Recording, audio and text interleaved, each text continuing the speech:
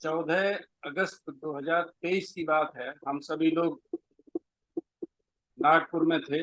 नागलोक में कार्यक्रम था। 13 तारीख को हाउस था। 14 को सुबह हम 3-4 लोग नाश्ता के पहले सोचा कि दीक्षा भूमि जाके दर्शन लाभ करें, श्रद्धा सुमन अर्पित करें, और हम वहां पर पहुंचे। दीक्षा भूमि में 3 तरह के लोग आते हैं। पर्यटक आते हैं जो किसी और पर्पज से आते हैं, चल लगे हाथ दीक्षा भूमि में भी हुआ है। कुछ लोग श्रद्धा पूर्वक आते हैं, उस भूमि को नमन करने, उस भूमि को नमन करने जहाँ बाबा साहब ने 14 अक्टूबर 56 को लाखों लोगों के बीच में धम्म दीक्षा ली थी। उस भूमि को नमन करने जहाँ पर अगले दिन लाखों लोगों को बाबा साहब ने 22 प्रतिज्ञाओं की शपथ दिलाई थी। कुछ लोग दर्शन करने आते हैं। दर्शन का आशय आप समझ रहे होंगे कि किसी का चेहरा देखना दर्शन नहीं होता है। दर्शन होता है फिलॉसफी। लोग जानना चाहते हैं कि क्या फिलॉसफी के अंतर्गत बाबा साहब की क्या फिलॉसफी थी कि वहां पर उसी जगह पर क्यों दीक्षा ली। तो हम लोग जा रहे थे, तभी 4-5 साथी, जो हो सकता है कि श्रद्धा पूर्वक आए हों, हो सकता है कि पर्यटक हों, उन्होंने संगम नमामि कहा। हमको बहुत अच्छा लगा और ये महसूस हुआ कि नागलोक से आए, वहीं से इन्होंने भी। लेकिन उन्होंने तत्काल हमको कहा, शायद पहले से भी जानते होंगे, कहा डॉक्टर साहब आपसे एक सवाल पूछना है। तो मैंने कहा बताइए क्या सवाल है। तो कहा कि धर्म और धम्म में क्या फर्क। मैंने कहा धर्म और धम्म दोनों ही अलग अलग चीजें हैं, इनका कोई भी रिलेशन नहीं है। तो उन्होंने पूछा क्या है, तो मैंने उनको धम्म और धर्म के विषय में शॉर्ट में बताया।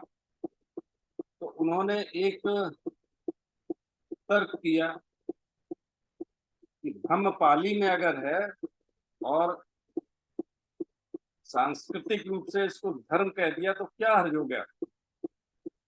तो मैंने कहा कि भाई आप समण और श्रमण में फर्क समझ रहे हैं।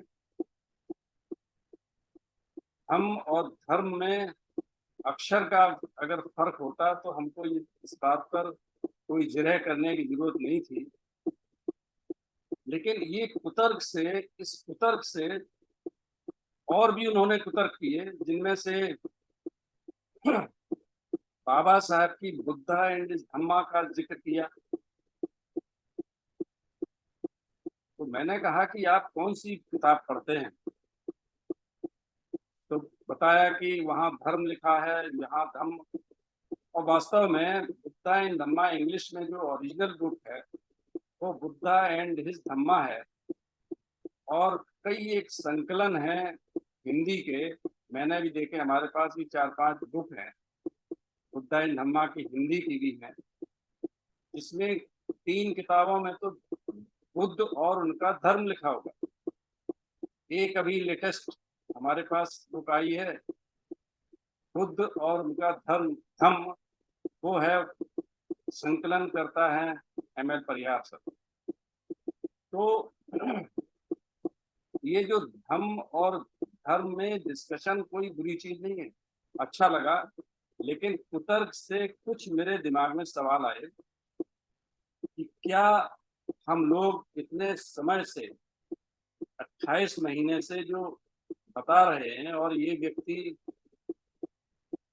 नागपुर आए हैं, संघ से जुड़े हैं, क्या इनको मूलभूत चीजें पता नहीं? ये उस भूमि पे खड़े होकर बात कर रहे हैं जहां पर बाबा साहब ने धम्म की दीक्षा ली, उसी धम्म की जिसका निचोड़ संविधान में है।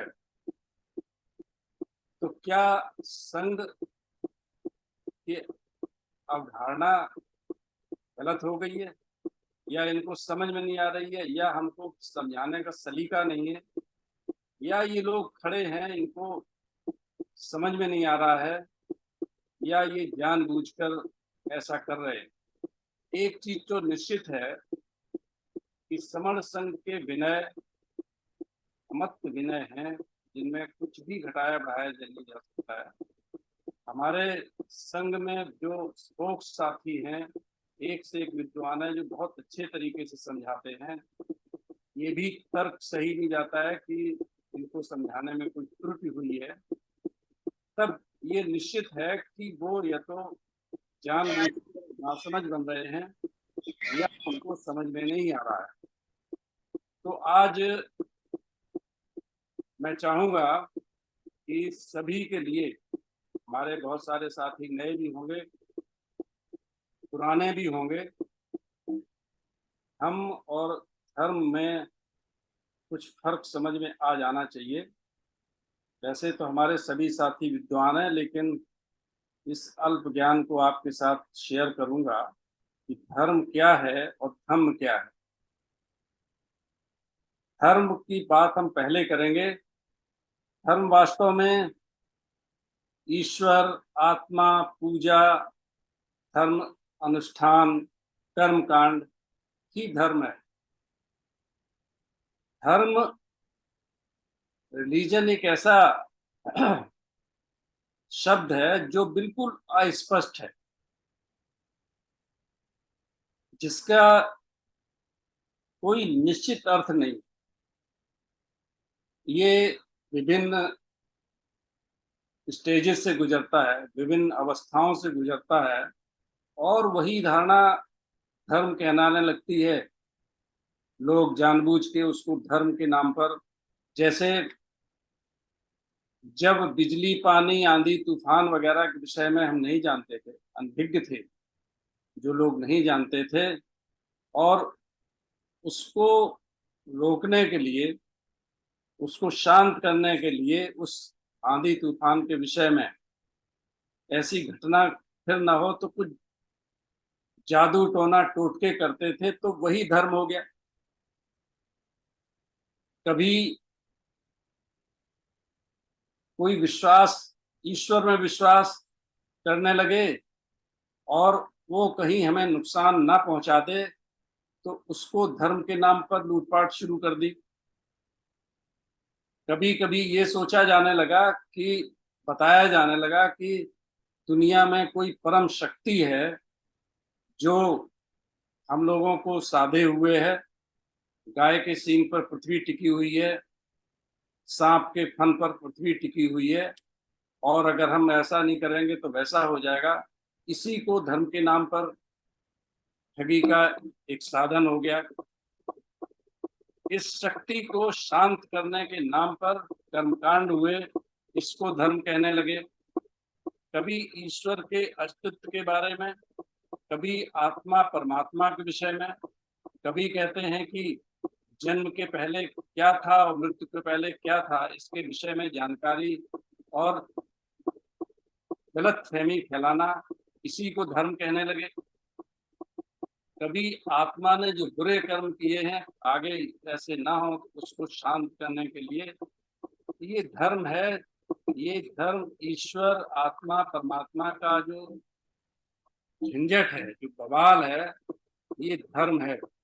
ये धर्म बहुत क्लियर समझ जाना चाहिए कि ये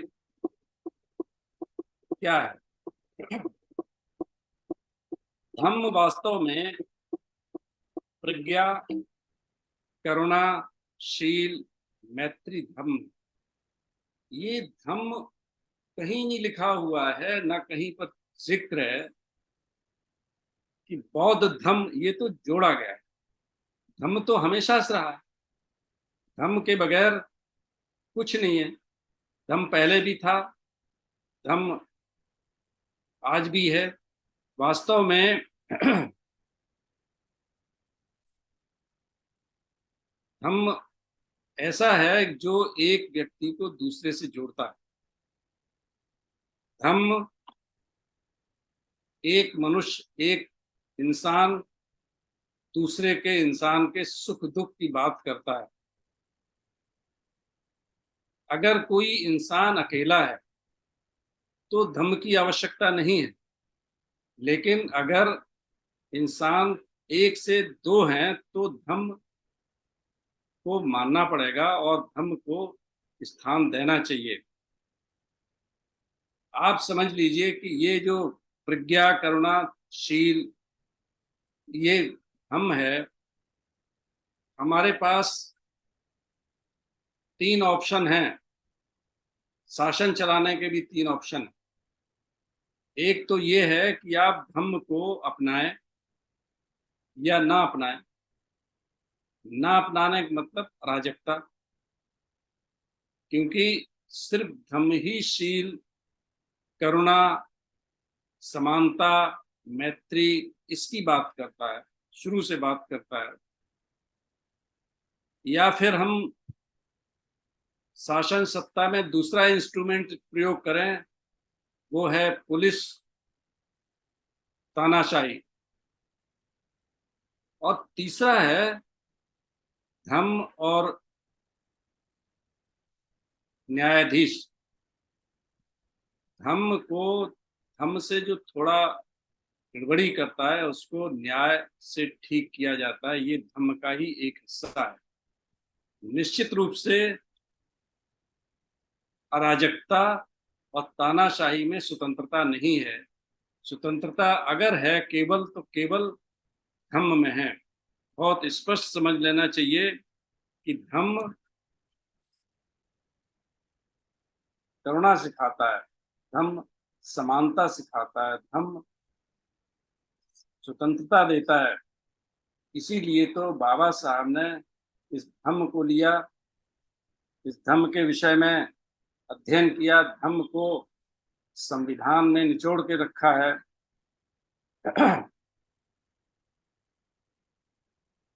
धम्म, प्रज्ञा और करुणा ये जीवन का आधार है। धम्म का उद्देश्य जो है ना, वो है युग निर्माण करना, पुनर्निर्माण करना, जीवन का, पृथ्वी का पुनर्निर्माण करना। धम्म का उद्देश्य है कि मनुष्य को बुराई से दूर ले जाए, ये धम्म है। विनाश से दूर रखे, बुराई से दूर रखे और खुशहाली की तरफ ले जाए, ये धम्म है। बाबा साहब ने जो विश्लेषण किया, जिसके विषय में हमसे कुतर्क किया जा रहा था, उन्हीं बुक्स में दिया है। और भगवान बुद्ध के विनय से दिया गया है कि जीवन की पवित्रता बनाए रखना ही धम्म है। पवित्रता कौन सी? शरीर की, वाणी की, मन की, ये अलग विषय है। पवित्रता शरीर की कैसी होती है, पवित्रता वाणी की कैसी होती है, पवित्रता मन की कैसी होती है, ये धम्म सिखाता है। ये धम्म है, ये धर्म नहीं है। धम्म यही है, जीवन में पूर्णता प्राप्त करना धम्म है, और निर्वाण में रहना धम्म है। ये भगवान बुद्ध के विनय पिटक में ये सभी दिए हैं कि ये धम्म क्या है। तो धम्म को गलत तरीके से परिभाषित करना, धम्म को धर्म से जोड़ना, अक्षरों के जो छोटे मोटे जो हैं उनको तोड़ मरोड़ के प्रस्तुत करना, ये बिल्कुल गलत है। धम्म के विषय में मैंने जब महसूस किया कि ये हमसे जो पूछ रहे हैं ये कौन है, वो इसी तरह की एक बार चर्चा जूम पोर्टल पर हो रही थी, जिसमें कहा था कि भगवान बुद्ध ने आखिरी समय में कि जिसकी वजह से उनको महापरिनिर्वाण हुआ था, उन्होंने मांसाहार किया था। ये पता नहीं कौन सी बुक्स में मेंशन, कहीं भी मेंशन नहीं है कि मांसाहार था, कंदमूल खाया था। और एक अलग अलग अक्षरों के अलग अलग चीजें बता के दुष्प्रचार करना, तो हमारे संघ में हमारे संगी भाई, ऐसा पहली बार नहीं हुआ है, ये अभी भी हो रहा है। हमारे बीच में ही ऐसे लोग हैं जो जुड़े हैं, लेकिन वो इसको आज भी नहीं मानते हैं। पहले भी ऐसे थे, और इस तरह के कुतर्क के साथ में अभी बहुत सारे लोगों को तो हम लोग पहचान लिया है, बहुत सारे लोगों को पहचानना बाकी है। ये जोड़ने वाले नहीं, तोड़ने वाले हैं, इनसे सचेत रहने की जरूरत है। दूसरा, आप सभी को एक सलाह भी है कि हमारे जो पुस्तकें हैं, जो विनय पिटक हैं, सुत्त पिटक है, ये एक एग्जाम्पल के तौर पर लीजिए कि सुत्त पिटक का उद्दक निकाय है, उसमें धम्म पद है, आप लोगों ने, सारे लोगों ने पढ़ा होगा। बाबा साहब ने उसकी समीक्षा की और बताया कि हर लिखी हुई चीज बिल्कुल सही नहीं है। उसमें कम से कम आधे पद या 40% पद ऐसे हैं जो बुद्ध वचन नहीं है। एक उसमें ब्राह्मण बग्ग है, ब्राह्मण बग्गो, वो कहाँ से आ गया? उसमें ईश्वर का नाम है, उसमें पुनर्जन्म जैसी चीजें हैं। इसका मतलब ये हुआ कि ये बाद में किए गए संकलन में कहीं ना कहीं हुआ है। तो बाबा साहब कहते थे कि इनको कसौटी पर कसिए, तब आगे बढ़िए। हमारे एक बार कानपुर में संगीत थी, तो सवालों के जवाब दिए जा रहे थे। हमारे वरिष्ठ साथी सुधीर राज सर जवाब दे रहे थे, तो इसी चीज पर तर्क कर रहे थे कि शुद्धोधन राजा थे, ये राजकुमार थे। कहाँ लिखा है? बुक है, उन्होंने तर्क दिया कि ये ये जो लिखा हुआ है वो आ, बुद्धा इन धम्मा में लिखा हुआ है। उनको वहीं पर इंग्लिश की बुक में दिखाया गया, उसमें नहीं था। तो आपको मैं ये बताना चाहता हूँ कि हमारी एक बुक नहीं, हमारी सैकड़ों बुक्स इस समय विभिन्न संकलनकर्ता उसी नाम से, उसी तरीके से प्रस्तुत कर रहे हैं। उसमें अंदर कुछ और रहता है। ये पहले भी हुआ है, भगवान बुद्ध के बाद में बहुत सारे परिवर्तन किए, बहुत सारे कुछ जोड़े, कुछ घटाए, ये सब अपने तरीके से। तो आप इन चीजों को सचेत होकर पढ़ें। समझ में नहीं आता तो हमारे साथियों से, विद्वान साथियों से जिक्र करें, पूछें। और कभी भी जो कहीं भी छोटी छोटी बुक्स 10-20 रुपए की, 50 रुपए की, उनका छोटे छोटे रूप के नाम से बिकती हैं, उनका गलत संज्ञान न लें। तो ये एक छोटा सा हमारा प्रयास था कि धर्म और धम्म में फर्क समझ लें। धर्म बहुत ही विस्तृत, विशाल और प्योरली एक सामाजिक इंस्ट्रूमेंट है, एक सामाजिक सोच है। जबकि धर्म इसके विपरीत एक शोषण करने वाला यंत्र है। उससे सचेत रहिए। धम्म धर्म नहीं है। आप लोगों ने इस छोटे अ, संक्षिप्त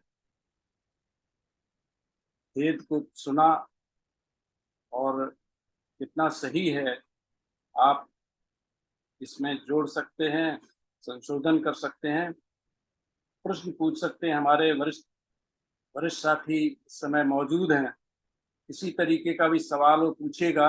आपने इसको सुना, मन लगा के सुना, पिन ड्रॉप साइलेंस सुना। आप सबका बहुत बहुत आभार।